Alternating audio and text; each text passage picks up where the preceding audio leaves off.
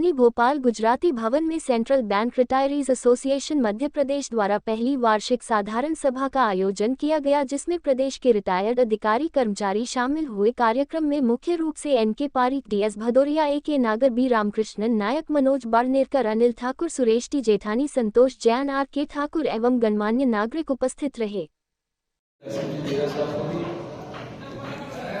आगे बुलाया था तो दिया था, बस आपका तो कोई साइड आप दूसरी जगह चले गए तो बहुत कम रहेगा, क्योंकि मेरे सामने ऐसे लोग बैठे हैं सभी स्टाफ बैंक के लिए एसोसिएशन के लिए क्या क्या काम किए वो इस बात। महासचिव all India central officer federation, हम लोग सर्विंग ऑफिसर्स के महासचिव हैं।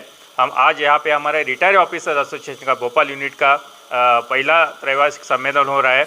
उसमें मेरे साथ में हमारे परीक जी है, जो कि all India central bank retire officer association के जनरल सेक्रेटरी है, और हमारे साथ में है हमारे नागर जी, ए.के. नागर जी, जो all India central officer federation के प्रेसिडेंट है।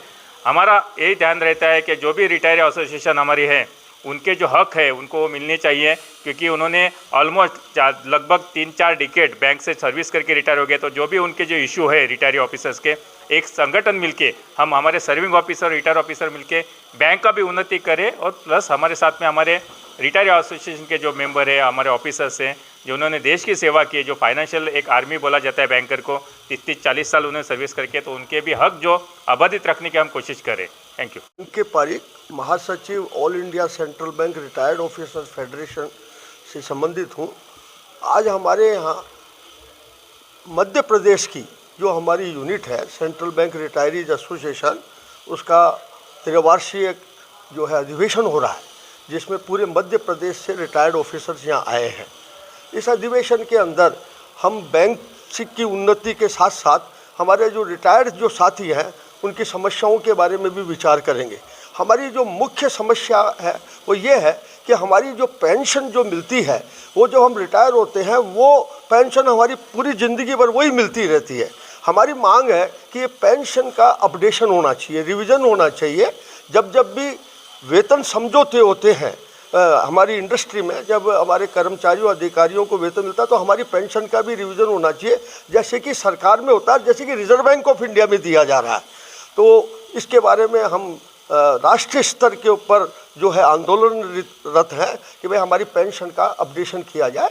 और हमारी इसके साथ साथ जो है बैंकों से एक हमारी ग्रुप हेल्थ इंश्योरेंस पॉलिसी है, उसके लिए हमारे को काफ़ी जो है प्रीमियम देना पड़ता है, 50 से 60-70 हज़ार। हम ये चाहते हैं कि भाई सरकार जो है हमारे को इस बारे में या तो कोई राष्ट्रीय स्तर पे जो स्कीमें चल रही है उसमें हमें सम्मिलित करे, या हमारा इसका अंशदान है जो सरकार या हमारे बैंकों के मैनेजमेंट देवें।